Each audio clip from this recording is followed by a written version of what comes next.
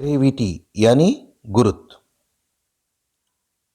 हम लोग ग्रेविटेशन के बारे में पढ़ चुके हैं। ग्रेविटेशन यानी गुरुत्वाकर्षण। गुरुत्वाकर्षण क्या था? Gravitation as the phenomenon of attraction between any two bodies in the universe. अगर ब्रह्मांड में कोई भी दो वस्तु हैं, कोई भी दो ऑब्जेक्ट्स हैं, उनके बीच दो जो आकर्षण का बल होता है, अट्रैक्शन, फोर्स ऑफ अट्रैक्शन जो होता है, वो क्या था हमारा? ग्रेविटेशन। ए और बी, इनके सेंटर से जो फोर्स लगाते थे एक दूसरे पे, ये क्या होता था? फोर्स ऑफ अट्रैक्शन होता था। यही ग्रेविटेशन था। ग्रेविटी क्या है? गुरुत्व क्या है? गुरुत्व one particular case of gravitation. जो गुरुत्व है वह ग्रेविटेशन का एक पर्टिकुलर केस है, ये उसका एक भाग है। गुरुत्व क्या है? ग्रेविटेशन का एक डेफिनेट केस है, जिसमें कि वन ऑब्जेक्ट इज अर्थ। एक ऑब्जेक्ट क्या है? आपका अर्थ है। तो ग्रेविटी क्या है? Gravity is the phenomenon of attraction between earth and any other bodies. पृथ्वी किसी भी ऑब्जेक्ट को अपनी ओर खींच रही है, वह ग्रेविटी के गुरुत्व के कारण ही खींच रही है। यह एक स्पेशल गुण है किसका? पृथ्वी का। वही हमारा ग्रेविटी कहलाता है। अर्थात gravity is the phenomenon of attraction between earth and any other body. अर्थात गुरुत्व वह है, पृथ्वी अन्य किसी वस्तु को आप जिस आकर्षण बल से अपनी ओर खींचती है, वह गुरुत्व कहलाता है। वह पृथ्वी की अपनी विशेषता है, जिसे हम ग्रेविटी यानी गुरुत्व कहते हैं। अब अगर पृथ्वी का मास हम कैपिटल एम ले लें, बॉडी का मास स्मॉल एम ले लें, इनके बीच डिस्टेंस आर ले लो, तो हमारा जो फोर्स ऑफ ग्रेविटी होगा वो हो जाएगा F is equal to capital G M into small M upon R square की law of force of gravitation के आधार पर, कि फोर्स ऑफ ग्रेविटी जो हमारा हो जाएगा capital G into capital M upon R square into small M के, जहां कैपिटल एम हमारा पृथ्वी का द्रव्यमान होगा। अब यहां देखिए, क्योंकि पृथ्वी का मास अधिक है और उसकी तुलना में छोटे ऑब्जेक्ट्स अगर ले, हल्के ऑब्जेक्ट्स ले, उनकी तुलना में यहां ये जो फोर्स ऑफ अट्रैक्शन है वह काफी स्ट्रांग है।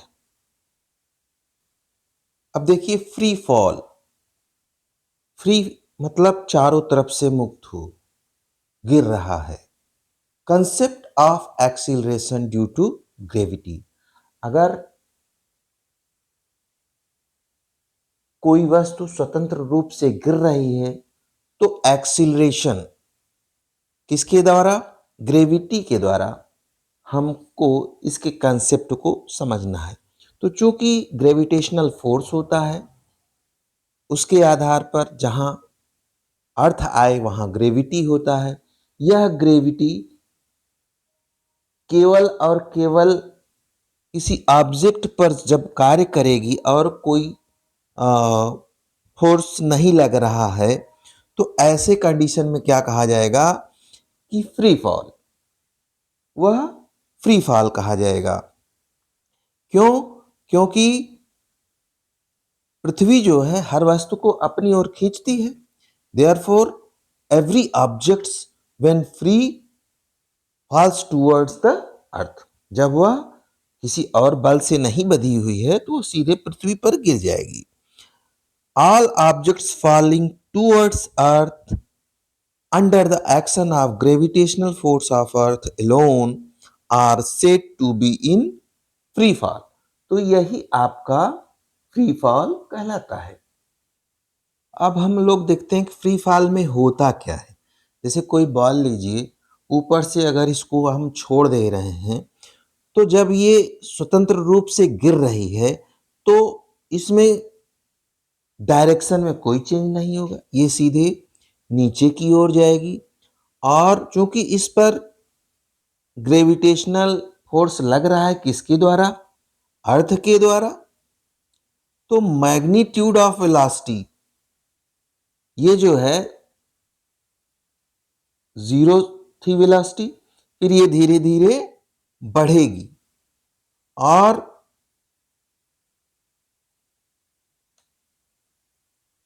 इसका मतलब क्या हुआ कि यही जो है एक्सीलरेशन प्रोड्यूस करेगा, क्योंकि एक्सीलरेशन क्या होता है? Change in velocity is acceleration.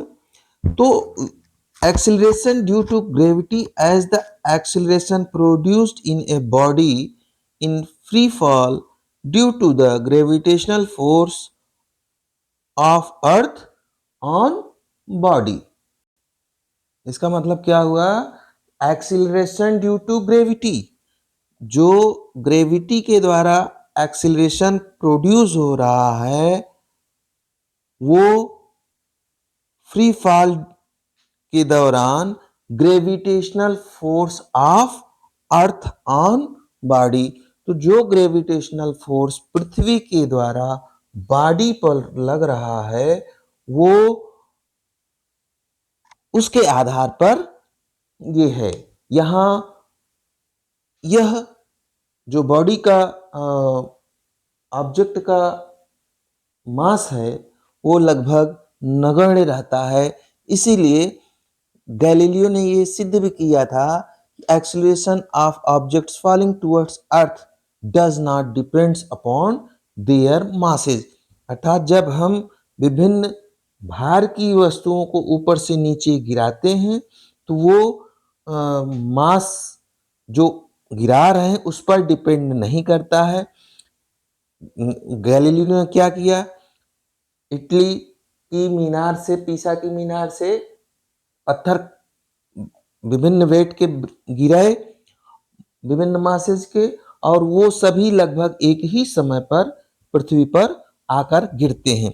क्योंकि पृथ्वी उन पत्थरों के ऑब्जेक्ट के आधार पर मास में बहुत कम है, इसलिए फोर्स ऑफ अट्रैक्शन यहाँ पर पृथ्वी का ही मान्य होगा, यह नगण्य माना जाएगा। तो यह हम समझ सकते हैं कि जो हमारा ये एक्सीलरेशन होगा वह पृथ्वी के द्वारा लगाए गए फोर्स ऑफ अट्रैक्शन के कारण ही होगा। यही हमारा ग्रेविटी